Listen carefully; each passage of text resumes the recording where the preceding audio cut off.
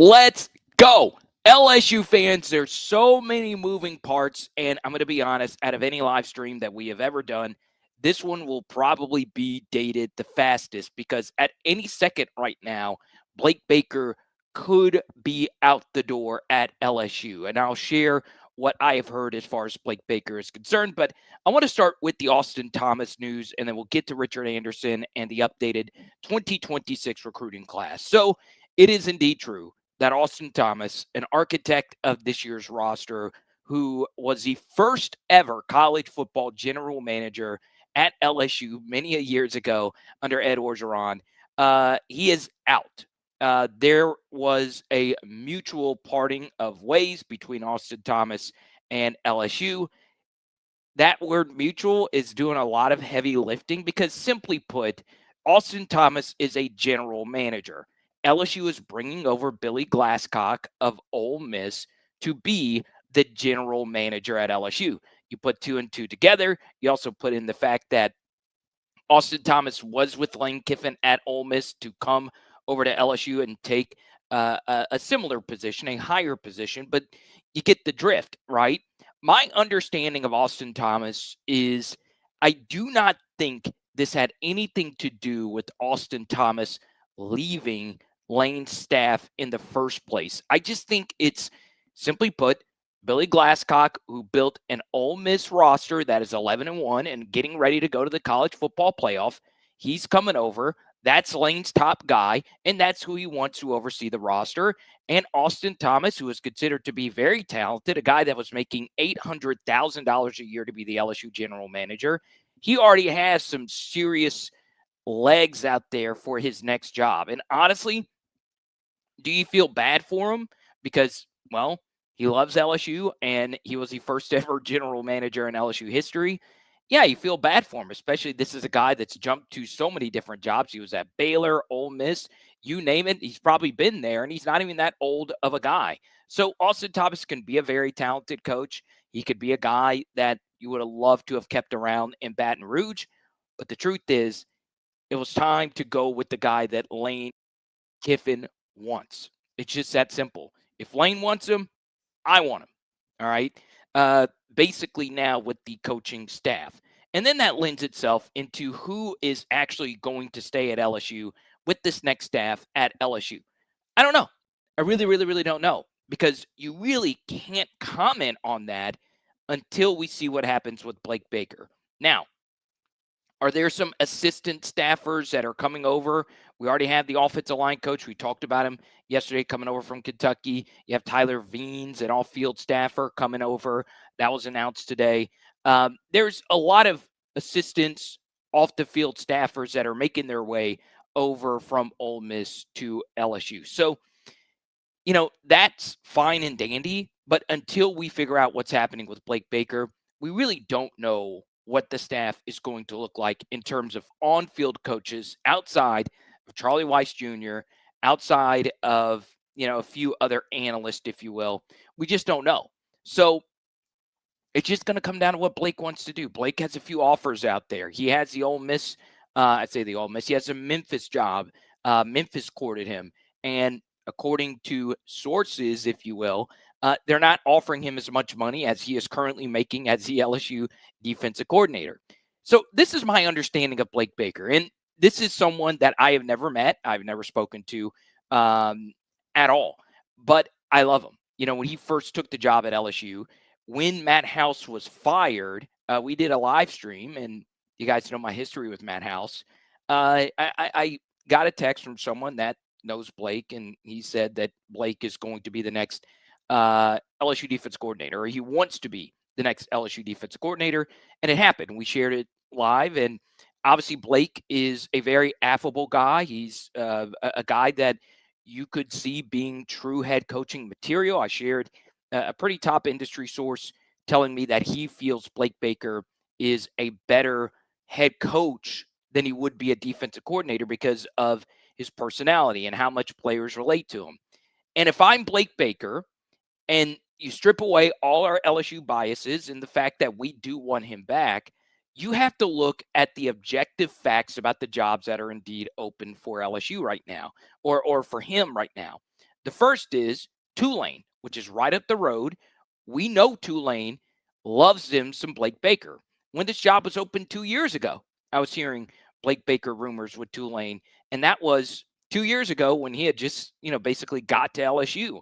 And then Blake's name is brought up here again with Tulane, and we had the big domino here that Billy Napier goes to James Madison. And by the way, big hire today in Gainesville. They got my favorite offensive coordinator in the ACC, Mr. Buster Faulkner. And I truly do believe if LSU would have gotten Buster Faulkner last year, I think he's such a great offensive coach. I think Brian Kelly very well could still have a job. By the way, another offensive coordinator hired today, Joe Sloan, is going to Kentucky. We'll talk about all of that here. But before we get to any of the comments, I want to make eye contact with you right now. I don't know what Blake Baker is going to do. One of my Blake Baker sources told me earlier this week that they felt really good about Blake Baker staying at LSU. But that has since changed. I spoke to that same source right before we got on here. This wasn't a phone conversation. This was just a text message conversation. And he has told me that the idea of being an actual leader of the program has grown on Blake Baker. And you also have to factor in the uncertainty. Blake Baker's got to rebuild this defense. Your defense is always going to look better if you have A.J. Halsey and Mansour Delane. You're not going to have those two next year. You're not going to have Jack Piper. You're not going to have potentially Whit Weeks, even though I think Whit comes back, which is another thing. I do think Whit Weeks 99.9% comes back if Blake Baker stays at LSU. I do think if Blake leaves, that does slightly increase the chances that Whit Weeks jumps to the NFL. I do think, though, Whit is seriously considering coming back, even though we looked at him before the season as a guy who would be a first or a second round pick. So we'll see what Blake Baker decides to do. I do want to once again ask you to put yourself into Blake Baker's shoes, all right, and strip all of your LSU biases away and hear me out. Let's take a look at the Tulane job. Look at the last two coaches at Tulane. What happened to them? They got better jobs. Willie Fritz went to Houston. We can make an argument that Tulane is a better job, but he took the Houston job, which he considered to be a step up. And then, obviously, John Summerall took the Tulane job. He is at a top 20 job right now in the Florida Gators. Then you take a look at the Memphis job. What have the last two Memphis coaches gotten? Power 4 jobs. Ryan Silverfield is at Arkansas. And then, of course, Mike Norvell took the Florida State job. So if you're Blake Baker, these are two of the premier group of 5 jobs that are out there. Now, what happened in this last hiring cycle? It's not necessarily that a bunch of coaches got hired. It's the types of coaches that got hired. So you only had one coordinator at jobs that are open right now get hired. And that's Will Stein, got hired by the Kentucky Wildcats to be their next head coach. And Colin Klein did as well, but that really wasn't a hire per se. That was obviously a guy going home to his old job. But most of the big hires that happened this cycle were former big-time coordinators in the SEC who then took group of 5 jobs, dominated those group of 5 jobs, and then got P4 jobs. Silverfield was like that. Then, of course, you have John Summerall. And then, of course, you have Alex Golish at Auburn. So Blake Baker might say, look, Auburn, that could be my job in the near future if I become a big-time head coach at the group of 4 or group of 5 level. Okay? So that's what Blake Baker is considering right now. These are 2 premier jobs. Memphis has true NIL. Tulane's got some love right now in terms of boosters and all of that is concerned. Okay? So I do think this has changed for Blake. I do think he is truly torn, and we'll see what happens. Now, I'll be honest. It very well could be the case that he's already agreed to the Tulane job, and it's just not out there yet. So once again, this can all be dated. But even if it does or does not happen, you can understand why he's seriously considering it. Even though he makes $2+ million as the defensive coordinator for the LSU Tigers. which is a ridiculous amount of money for a coordinator. He still is one of the highest paid coordinators. And you're coming back to a coach that is an offensive coach that is willing to let you be you. So there is a lot to consider here. And something else is your defense staff is great. If I'm Lane Kiffin, I could go to Blake Baker and say, look, I have only had good teams for the last 5 years. We have won double-digit games. What's happened at LSU? You've not done that. You could be my defensive coordinator and still get the end result of a P4 head coaching job, if that is what he wants. So if I'm Lane, I'm doing a lot of recruiting, laying out the facts, and saying, look, come back. Coach Witt for another season. Coach the younger Weeks brother for another season. Bring back Dominic McKinley. And let's run this Shiite back. All right? So Jeffrey says Blake Baker is good as gone. Okay. Do not think so. Do not think so. Nothing is official until the you know what sings. Okay. Now, this should concern you some, that we have to wait to see what Blake is going to do. It should concern you a little that what if Charlie Weiss lights it up and says, look, I want to go do my own thing. All of that should concern you. But the bottom line, and I'm going to keep saying this until I'm blue in the face, we got our guy. We got our guy.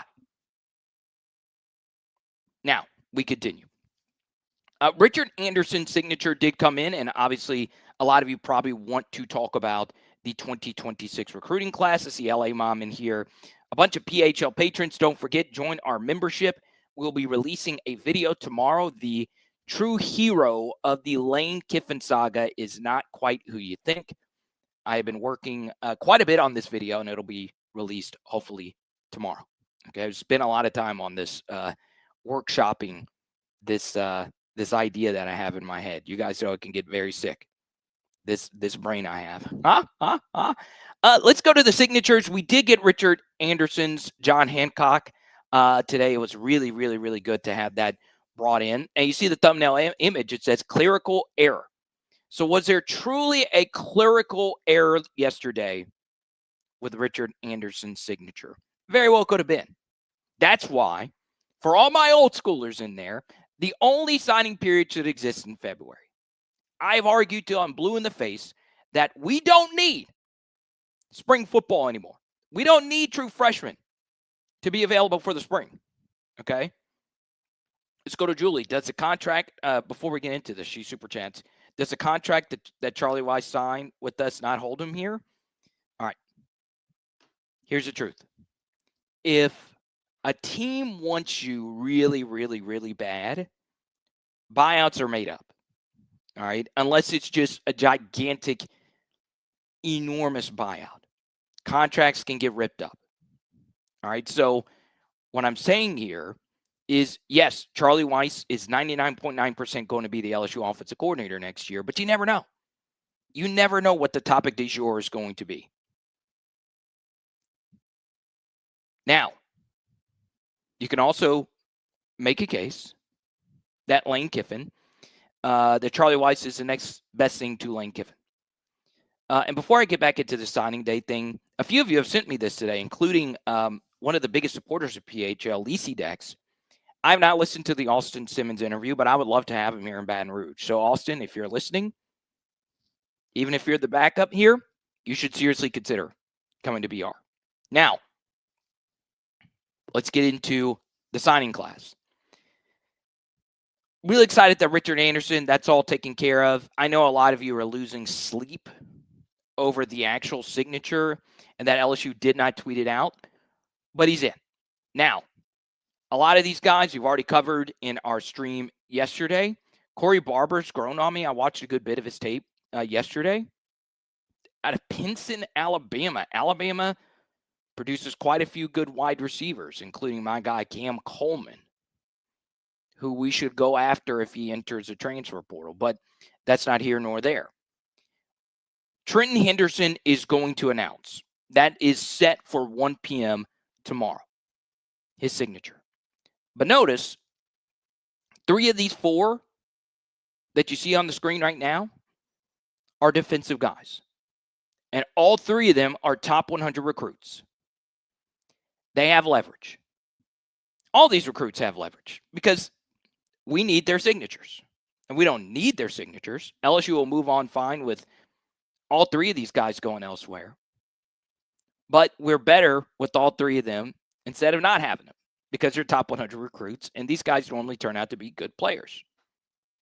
Out of the 3, Lamar Brown is the most important. Deuce Gerald's is probably my favorite to watch out of the 3. That's how exciting he is. Trenton Henderson's also a really fun watch. Lanky, 6'4", 225 defensive end.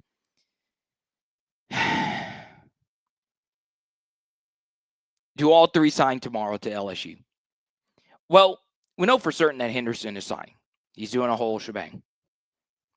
I feel pretty good about Lamar and Deuce signing tomorrow. Okay, so why was there this pushback? Why is there all this hubbub? Well, there's a lot of moving parts. And to me, the biggest is Blake Baker.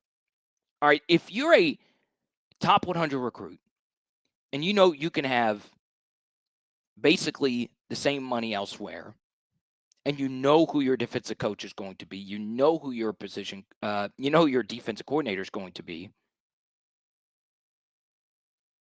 you don't know. You really, really, really don't know what you want to do. I do think Lamar Brown signs with LSU tomorrow. I do. But at the same time, I'm just going to tell you straight up, I'm looking at each and every one of you in the face. It has cost me a lot of money. A lot. Because even with the transfer portal era and the NIL era and all of that, people still love the daily updates of recruiting.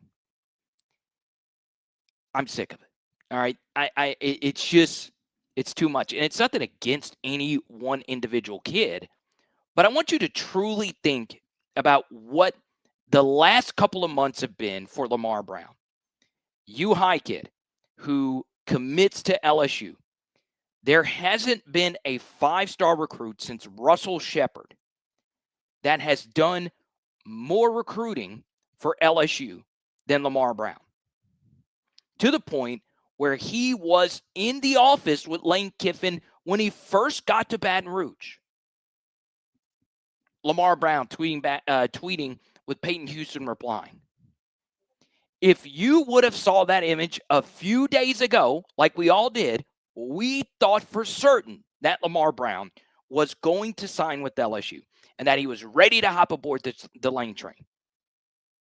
And then now we're here.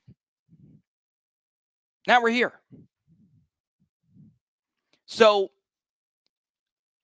I am at peace with whatever he decides to do. If he wants to go back to February, we will pursue him, and I do think he'll eventually sign with LSU.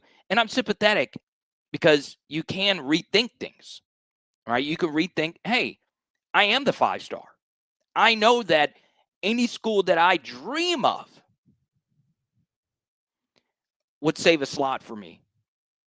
And I could do whatever I want. He is the single most powerful person when it comes to the leverage he has until he actually signs and goes to a school.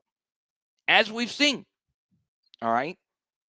But this is why I don't chase this. This is it. Imagine, and that's why I have at times defended Joe Sloan. He put all his eggs into the Bryce Underwood basket, and it backfired on him. It backfired on him in a major way. He flew up to Michigan 5 separate times.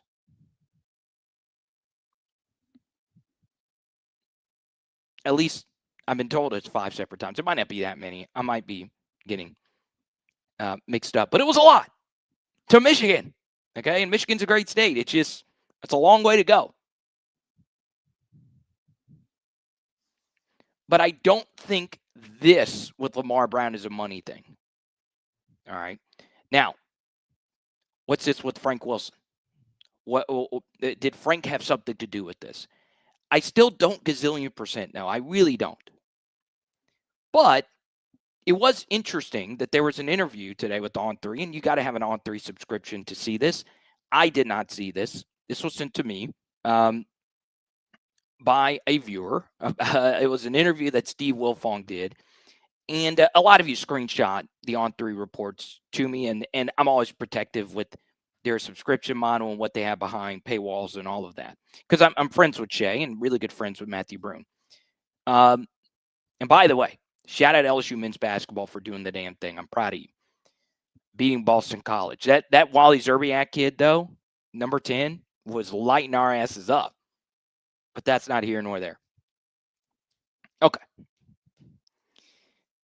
So there was a staffer at LSU, and his name was Jordan Arseman. All right, I think I'm saying his last name correct.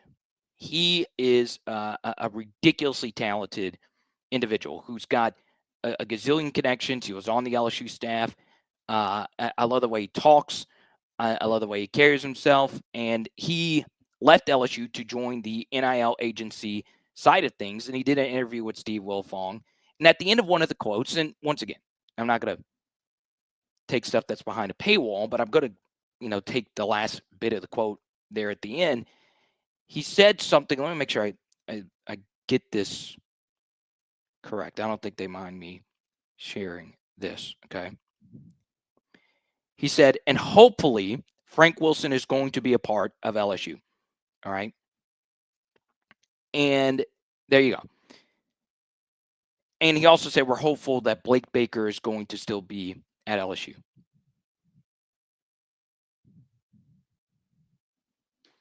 So what does that mean? Well, I don't know.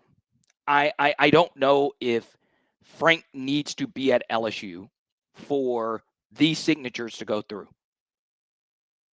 I have already campaigned for Frank Wilson to stay on staff with the LSU Tigers. At this point, I do not think that's going to happen as the running backs coach at LSU. I just don't think that's going to happen. I would put it at a 90% chance that Lane Kiffin's right-hand man, who is a guy by the name of Kevin Smith, is going to come over from Oxford and be with Lane. Have a really good relationship. All right. And Kevin Smith, let's be honest, that we can get into NIL. We can get into how much of this is Lane, how much of this is Kevin. They got Kawan Lacey. There's not a single individual that thought Kawan Lacey would be the best running back, maybe in all of college football this season. Kevin Smith coached him up. Okay. So I don't know what's going to happen. I have gone to bat for Frank many a times, including when I called him out over the Alabama decision at the end of the second quarter, which he acknowledged was bold. And guess what? I took back some of the things I said because even though it was a bold decision, Garrett Nussmeier missed the throw. I feel like I've been frank, pun intended. I've been frank and I've been upright and fair with Frank Wilson up to this point at LSU. But yeah, I don't know. I thought that was interesting though from Arseman that Frank Wilson, that they are hoping Frank Wilson is still on staff. And I hope he is still on staff. I like Frank. And obviously we're better with the man who probably has more connections with the high school coaches in the state of Louisiana than anyone currently on the staff. Okay. So we'll see. We'll see what happens. All right. Let's go to Jalen. Corey Barber is a dog. Yeah, I liked him a lot. I liked him a whole heck of a lot. I think he can get snaps in the slot pretty quickly at LSU. Okay. Let's go to I Love Tesla 404. I think Corey is the only essential piece. All right, we'll address that coming up right after this. It is PHL Live. All right, it's very important for y'all to send a message and let our friends at Laborde Therapy tell you how much you love that they are supporting the PHL movement. Power Hour Network listeners and viewers, you might be consuming this content with that crick in your back that you've been trying to get rid of for so long. Take this as your sign today to book your appointment with LabordeTherapy.com.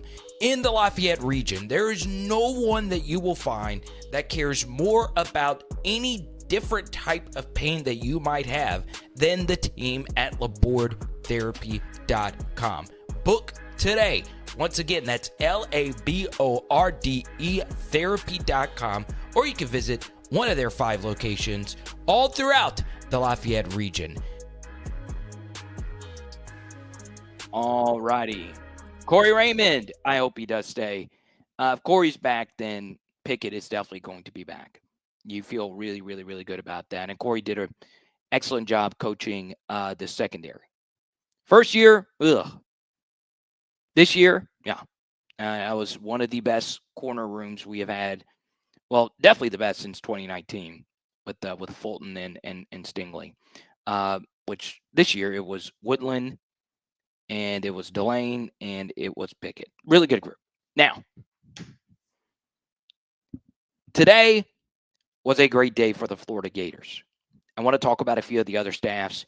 I love Buster Faulkner's offense. Summerall, it's Buster Faulkner and Brad White. Also, Billy Napier's contract and the buyout got a lot easier because he got a job at James Madison.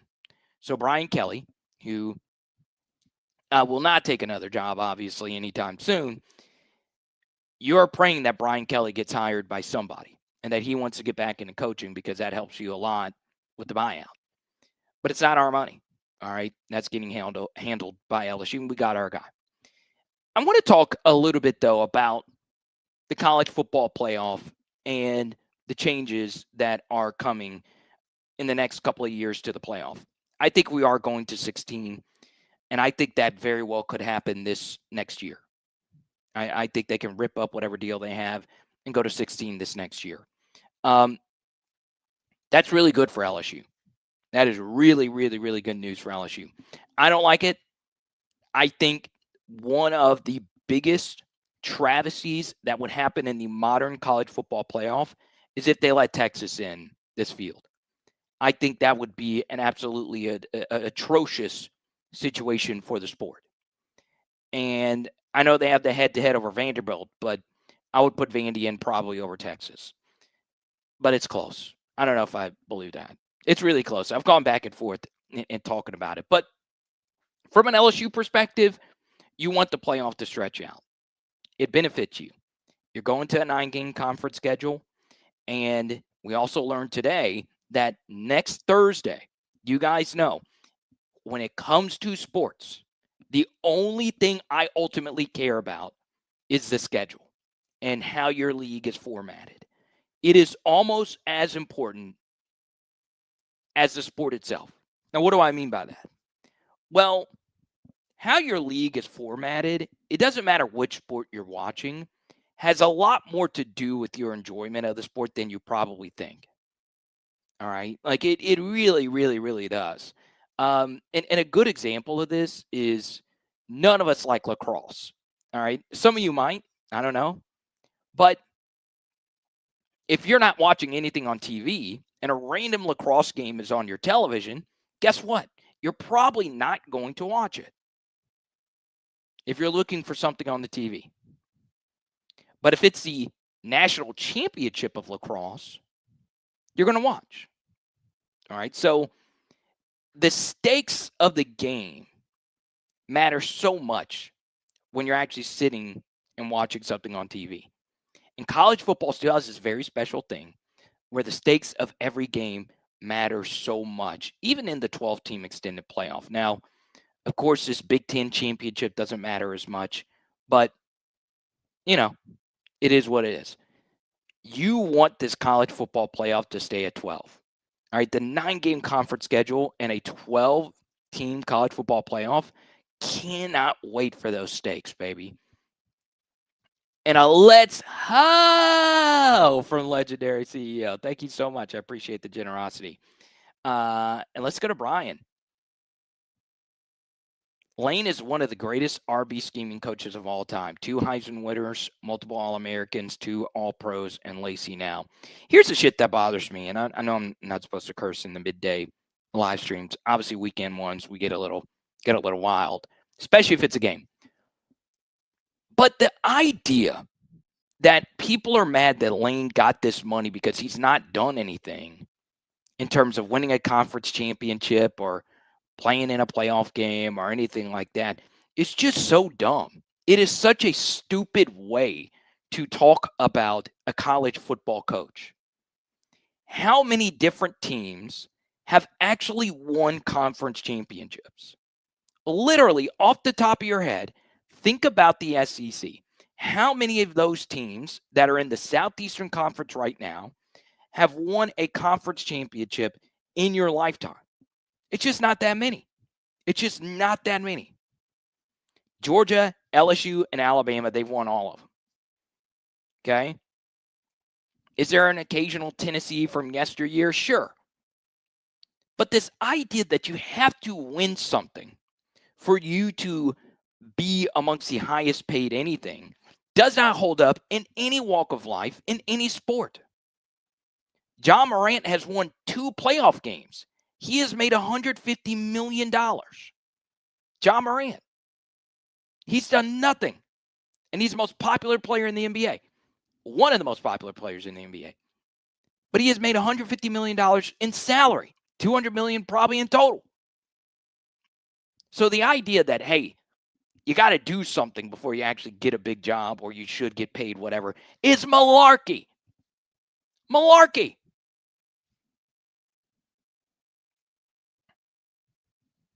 And then we still are getting the shots from everyone regarding, well, Lane Kiffin should have finished what he started. He should have finished everything at Ole Miss. Should have never taken. How could Lane Kiffin do such a thing? I still cannot believe that people are still on this. And you should be. To be honest, now that I'm reflecting live in front of 409 of you, 249 watch it on YouTube, I still cannot believe that people are still on this. I honestly cannot believe it. He gave Ole Miss 6 years. 6 years. There's currently one coach in the SEC who has been at their institution longer than the year 2020. And it's Kirby Smart. That's it. It is wild to me that people are mad at Lane for doing what he felt was best for him. Still invoking his father. Refuting the, hey, he wasn't actually ran off the road. When it very well could have been that he was exaggerating there. But you saw it. You saw Tuckers and Fletchers flipping him off. You saw it. It's bullshit. It should not have happened. You can be mad all you want. But once again, if you're an Ole Miss Rebels fan, you are trading the 6 years of Lane, the college football playoff game that's coming to Oxford, a home playoff game, which is going to literally invigorate your economy. When it all settles here 3 years from now, you're going to do the same thing we did to Nick. My thing is, if you can't get over it at all, Lane might not reciprocate the favor. Because why did Lane come to LSU? Well, he has explicitly stated it's not money. A lot of it was Verge. A lot of it was Governor Landry. A lot of it was the LSU brand. But 2 people told him to go to LSU. Pete Carroll and Nick Saban. He has said this multiple times now. Pete Carroll and Nick Saban. Who's to say Lane can't do the same thing for you 15 years from now when it's whoever? Thinking about deciding, hey, should I stay at Illinois or Northwestern, or should I go to Ole Miss and join the SEC? What if Lane is the mentor of that person? What if Lane is telling Charlie Weiss that? You want to stay in his good gracious. You want to, okay?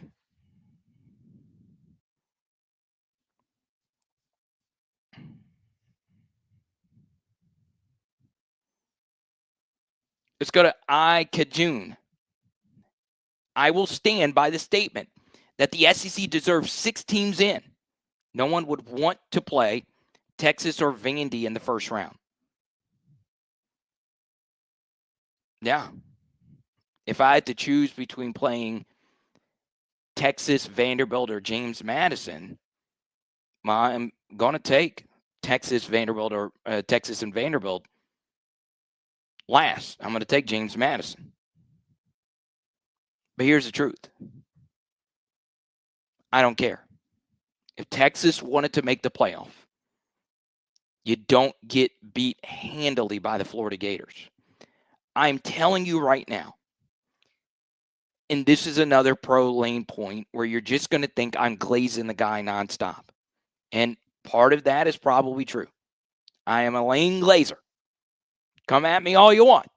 This is my coach, and I liked him before he ever came to LSU. Now, did I say some stuff against him because we were going up against him and he was our rival? Sure. But anyone that's a fan of mine knows that I've always been a big lane guy. I don't think people do a good enough job when it comes to college football to actually evaluate how the games themselves were played. And that requires effort. It requires you actually sitting and watching the games. Now, you don't need to watch the full games. You just need to go watch a highlight compilation on YouTube. All right? That's all you got to do. Obviously, there's Wheels, there's ESPN College Football. They compile all the highlights.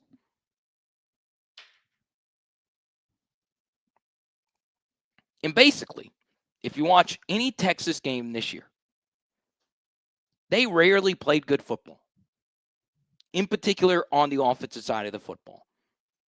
They should have lost versus Kentucky. They should have lost versus Mississippi State. They were viciously outplayed versus Florida.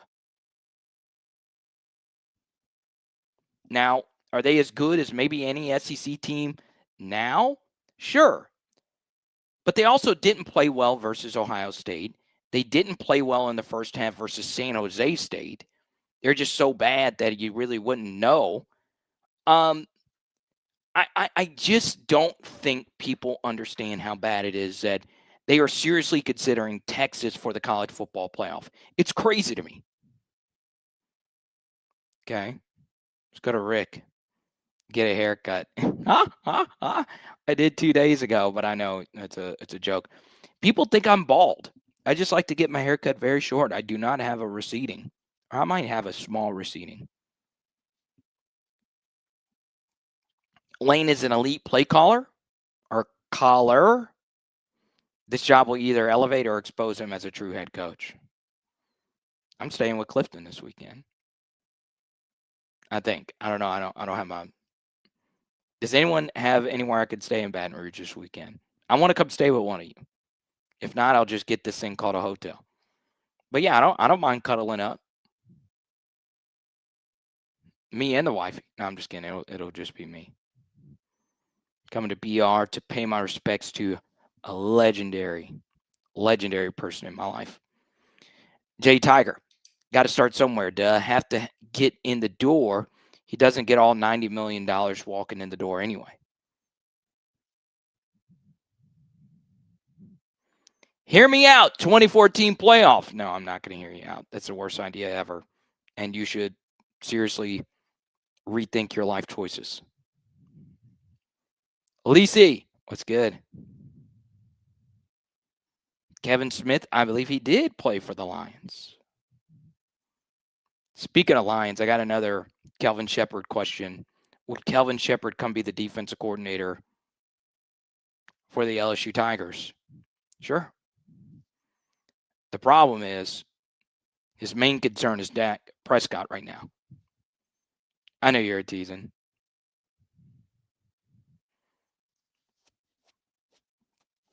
Live in Mandeville? Okay. I'll come stay. Why not?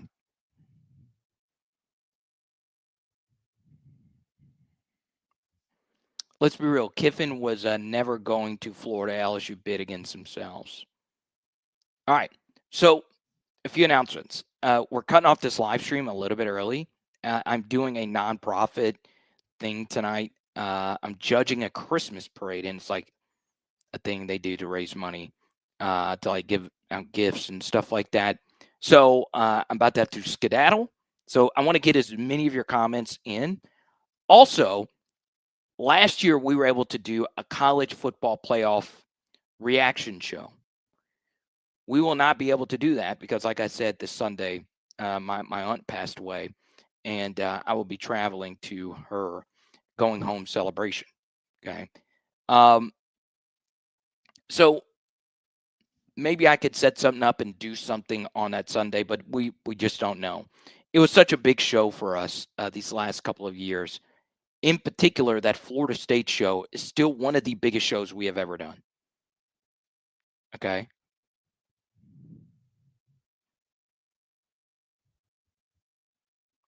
Streaming the funeral? Is that it? No, I'm just kidding. No, I won't. I won't be streaming the parade. No, unless y'all want me to. Y'all want me to stream a parade?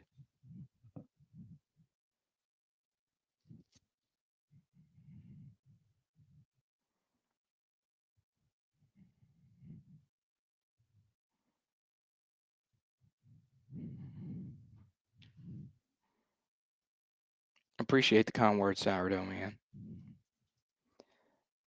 This young man just hit the portal. Former Alabama quarterback, Boston College quarterback, Dylan Lonergan.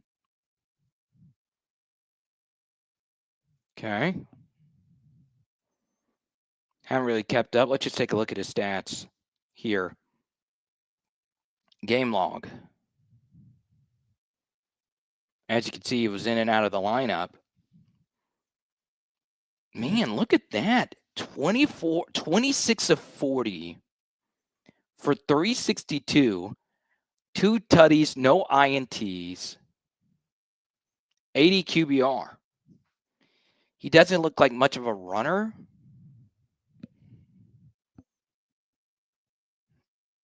But that's interesting. I wouldn't be opposed to kicking the tires on this.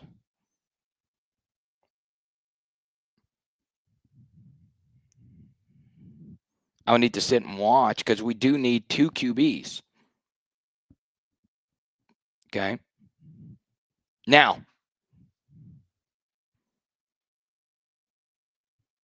yeah, the Legend Bay stuff.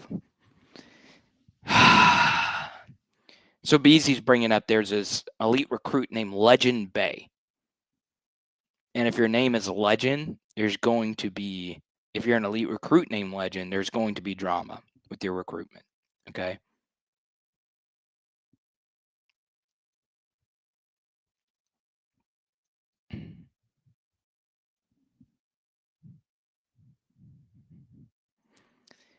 So he wants to go to Ohio State. He's not 18 yet, though. And for you to go somewhere, you've got to have your guardian sign the paperwork. Well, the guardian's not letting him go where he wants to go. So he said, hey, I'm just going to go to Tennessee then. And now it's messy. My thing is this from the Tennessee side. Yeah, you want the elite recruit. It's tough to recruit Tennessee, even though it is a good program. The problem is,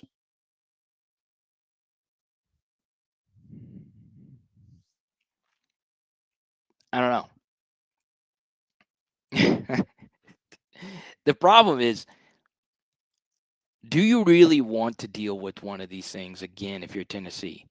They have had so many of these off-field drama situations. Is it really worth it?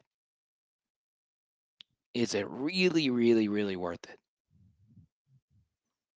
And maybe the kid isn't a drama queen. It's his situation. I don't know. Let's go to Rick. We love you, Carter. Just bear with us and stop being a dumbass. I don't know if you meant to call me a dumbass, but I am at times, to be fair. I don't think you meant to say that. Well, I don't know. You might think I am one, which is kind of crazy. Is it worse than Mrs. Collins and Landon? Yeah, I don't know. Thank you so much, Big Dex. My condolences. Yeah, I'm not going to be able to watch Kim Mulkey in Cameron Indoor Stadium tonight. That's pretty awesome. Really, really, really cool.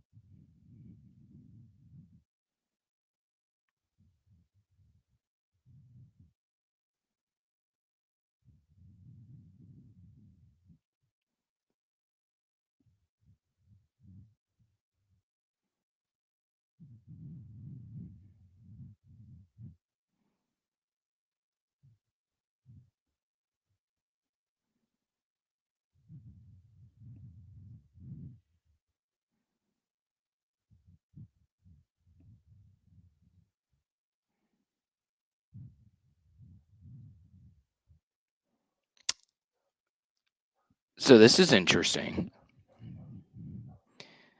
I didn't see this earlier.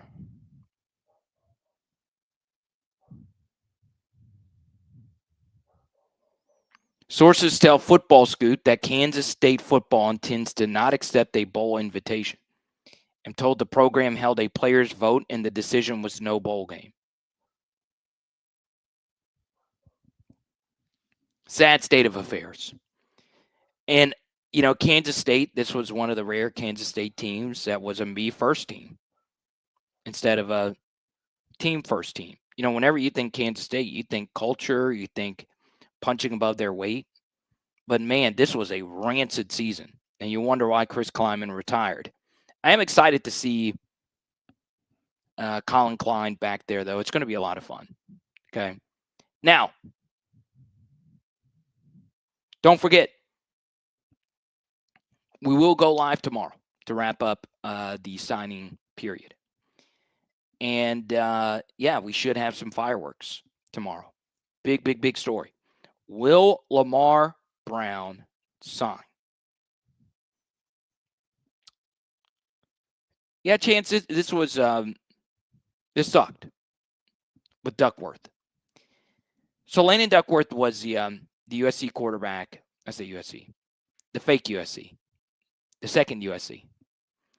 He signed with South Carolina today. We were after him, and that was kind of pre-Lane as well. And he ended up signing with South Carolina. I get it. He's been committed there for a long time. But, I understand not getting a quarterback the same class of Bryce Underwood, right? Because that was a last-second thing, and, it is what it is with that. But to go 2 classes in a row without bringing in a QB is wild. Now, it's not probably as big of a death knell as you think it is because what is it, like 75% of starters in college football were not at their initial first school, which is crazy considering, the SEC championship game this weekend has 2 quarterbacks that have been with their school. And most of the quarterbacks in the SEC this year, Arch, Garrett, Lagway, Sellers, or with their initial school. But, you can't address it with the transfer portal, and you always trust Lane with this position. This was the most disastrous quarterback room in LSU history, though. Like, when you really factor in the expectations and where we were to where we are now, it is a dumpster. Like, it is not good. So, I had the Michael Van Buren situation. Does he want to come back as a QB2? I do not think he's going to want him. Lane's going to want him to be the QB1. I don't know. Do you bring in potentially 3 transfer portal quarterbacks? Is Colin Hurley coming back? I don't know. You might have to go with 3 transfer portal quarterbacks. Okay. What LSU game made me crash out the most? 07 Arkansas. It was definitely that. And I think a lot of you would say it's probably that game. I've had a lot of Brian Kelly crash outs, so I have. I think probably my worst was the end of the first half versus Alabama in 2024. The Vanderbilt Barryon Brown situation was definitely that as well.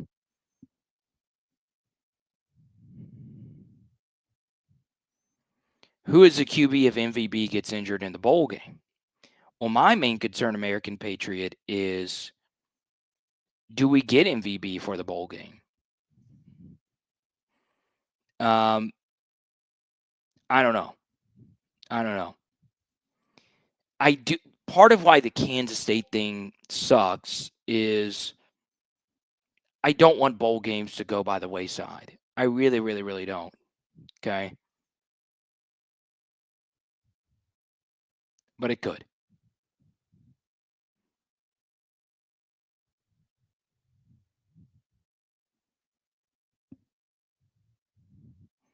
But this is probably the most likely answer.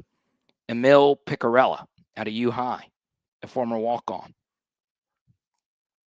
I think he actually still is a walk-on.